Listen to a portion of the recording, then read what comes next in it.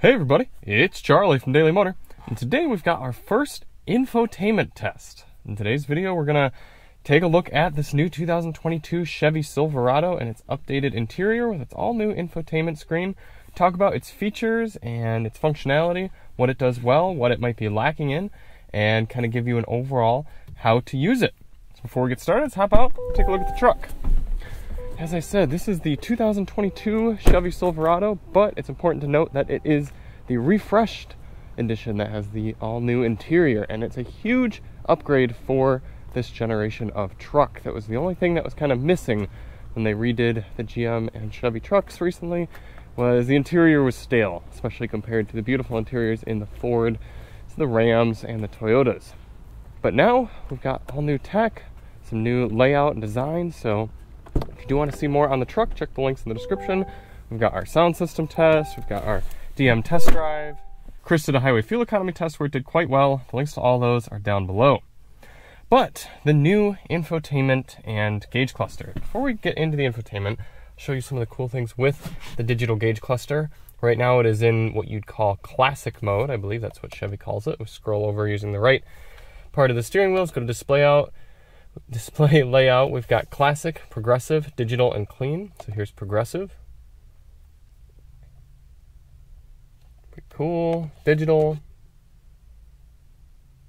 kind of gets rid of those fake gauges on the side, and then clean gets rid of a lot of that extra information. You pretty much just have a speed, fuel, odometer. If you get out of there, it's just a very, oh come on, go away. I don't know why the options won't go away, but it's a pretty clean layout. That probably times out or something, but we've been driving around in progressive and classic. Those both look quite good, and you can change the information that's in the center, obviously, but you can also change what's in the left and right side. So all different sorts of info like fuel economy, transmission fluid, tire pressure, time and temp, compass, and then on the right side, you've also been going through drive mode, enhanced, compass, time and temperature, tire pressure, fuel economy average, transmission fluid, all sorts of information that you can get for your truck. And then obviously in the middle, you got speed, some drive summaries, timer, tire pressure, fuel economy, driver assistance, oil life, brake pad, all sorts of info. Everything you could possibly want is right in front of you. But then if you want even more, you've got this new infotainment screen. I gotta say, I really like the size and layout of this. I'm not a huge fan of the very large vertical screens that Ford and Ram are using. I like the horizontal layout here, and I like the size. They chose functionality over just straight up size for size's sake. This is our home screen. You see we've got kind of app tiles here, audio, map, phone, cameras, etc. It is nice being able to go directly to your cameras from the home screen. Plenty of cameras in this truck. You've got your 360 view on the left and kind of a forward facing on the right. You can click that. You got your back facing, top down from the front and back, your front tires, your ball hitch where you're to be hitching up. So lots of different camera angles you can choose from. I definitely like all that. There's some trailer camera angles as well. If you had the auxiliary cameras hooked up to your trailer, you could see that. And then you can kind of toggle your 360 on and off as well. Great functionality to have in a large truck like this. On top of your home screen, you've also got this kind of widescreen secondary screen setup. So you've got Google Maps. If we were navigating, that would show us our destination. We'll try that here in a little bit. An audio screen, trailer view, and then a big old analog clock, should you want that. Let's keep that Google Maps up there. Here's your audio screen. The one thing I have noticed using this system so far is it's not quite as snappy as the older Chevy systems. The older GM systems, while they might have been a little bit basic, were always very, very responsive, and I liked that. This one, as you can see as I click around things, there's just a slightly longer delay between when your finger presses and when it actually comes up on the screen. Not a huge deal, but it is noticeable. All your inputs there, and let's choose USB, for example. Oh, we got to turn that down, we'll get demonetized. Here's your kind of what's playing right now. You can go through your various artists. If we were to switch up to Sirius XM, there's your Sirius XM screen, shows you your favorites down on the bottom, abilities to switch through the channels. No physical selection for tracks anymore, which is a little disappointing. I liked being able to, you kind of scroll through tracks. You can still do it on the left side of the steering wheel with buttons, but other than that, you got to be using the touch screen. If you click here, you get sort of different styles of music that you can choose from. If you want to go, oh look, Canada and more. I didn't know they have Canadian music. It's kind of cool. And sports, etc. Go through those. Related channels, that's kind of nice. So there's that. Let's see what FM looks like. Okay, so you got your FM presets on the bottom. Pretty straightforward. Below that, you've got Android Auto, Apple Carplay if you had that hooked up, Google Podcasts it looks like, and Google News. It's a lot of different audio inputs. We can go home, but you always get this side menu that maintains, so should you be in the music screen and you want to go straight over to your trailer information or your phone, that's definitely nice to have. Here's your phone screen. You can make calls. You got your contacts in there. You can dial something up real quick should you need to. That works pretty well. Let's go home again. Oh, I should mention in the audio screen as well, you tap up here for audio settings, and then you've got your EQ, your fader and balance, etc. Let's go back home. This is a really great feature of the new Chevy screen, is the Google Maps built right in. So not only is this a full-fledged Google Maps system that works just like Google Maps on your computer or on your smartphone, it also has Google Assistant built in. So I could say something like, hey Google, I'm hungry.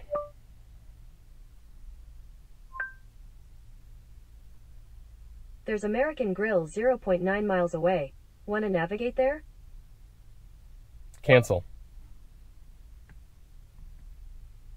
Got it. What about New Ways Fish and Chicken 0.3? A little bit laggy, but it's nice to just have Google right built in there. You could even do things like, tell me a joke. I once stayed up all night trying to figure out where the sun went. Then it dawned on me. Ha! Hilarious. Definitely nice to have Google built right in, and if you were logged into your Google account, it would show you things like your home address and your recent searches and everything. We already went through phone. Let's go back. Cameras, we went through that too. Google Assistant, Play Store, so you could download extra apps. Then you've got things for trailering. If you had a trailer hooked up, you could test the lights and the camera and go through a checklist, which is kind of nice. Make sure all these things are done. Helps you not forget anything when you're stressed out and hooking a trailer up. And then some settings here. Pretty basic settings. I haven't found anything particularly interesting. You can't go into a widescreen display, I found out, but that's how you turn the screen off. Various sounds, nothing too interesting in there. You've also got this climate screen, so if you were to turn your climate on, which doesn't look like we're gonna, oh, we can do it actually. Wasn't sure we'd be able to do that here with the truck engine not running, but you can turn the climate screen on. Even though, fortunately, Chevy did keep all these physical climate controls here, you still can technically go through here and do them in the screen should you want to. I actually had to start the truck up because my camera overheated, so we're gonna have to listen to the engine run a little bit. But let's navigate somewhere here, and I'll see if I can demonstrate that secondary screen when you're on the home screen. So we got navigation running now. As that queues up, let's go home and look at that. Then if you're, say, on your, it doesn't really matter. If you're on the audio screen here, then you can still see the navigation on the right. I really like that setup. Let's check out Android Auto and Apple CarPlay. Do Android Auto first. This system does support both wireless and wired Apple CarPlay and Android Auto, so you can see my phone is wireless right now, but yet you still get your Android Auto setup. Let's go to the home screen or your apps. Seems to be pretty decently responsive. Refresh rate's not fantastic. There's settings and YouTube Music. I'm going to plug in my Apple phone. You could do this wirelessly, but I just like to keep it wired for simplicity's sake. Switch the phone. And there we've got Apple CarPlay coming right up. If CarPlay doesn't go widescreen, it keeps your split screen setup, so you still have whatever screen you had chosen on the right here selected. So like if you had trailer, for example, you go back to CarPlay and you still have that on the right. This is your home screen. Let's go bring up Google Maps right there. YouTube Music. It's your dialer. And let's go over to settings. Still not the best refresh rate, even on CarPlay.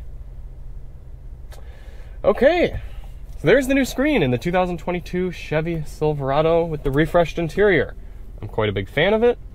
I think it's actually probably my favorite infotainment here on a 2022 full-size truck. I do quite like the smaller Uconnect system in the Ram 1500 as well.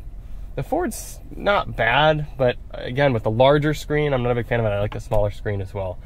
So yeah, thank you all so much for watching. Let us know what you think about this setup of video, if you find it useful, if there's anything you'd add or take out, or open to sort of adapting and growing this as a new video setup. And we'll see you on the next one. I'm Charlie with Daily Motor, and as always, drive on.